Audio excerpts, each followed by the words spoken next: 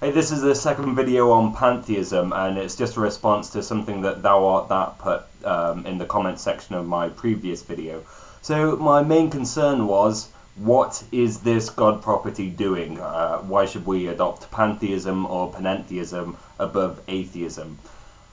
My conjecture was that the actual God property itself was somewhat superfluous, and it needed to be shown why it was necessary.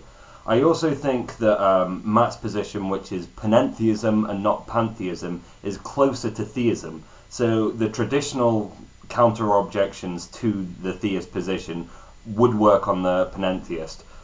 So again, this is why I'm not going to touch on it in too much detail, but it seems to me certainly that our traditional arguments against God would work against panentheism.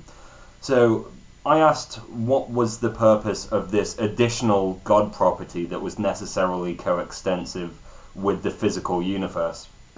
And Thou Art That said something like those universes that were purely physical and didn't have this additional God property would not have purpose, meaning, or consciousness. He also said that the theist side of his argument was the only way to account for the increasing complexity in the universe. Now, I think these are all bad arguments, and here's why. It seems like it's just an easy answer. It seems, again, like it's God of the gaps.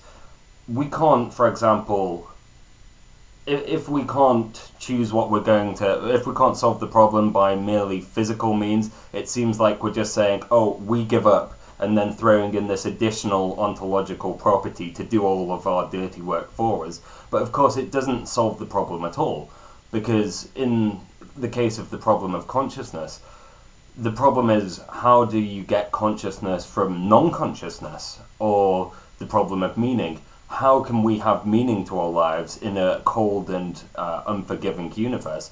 That is the problem of meaning. We can't just suppose some special magical property to bestow meaning onto the physical world, because that's just magic. That isn't an explanation of meaning, of consciousness, of purpose at all. So that's why I feel that this magical property isn't doing any explaining at all. It's kind of, again, it's just giving up on the problems which we should be focusing on.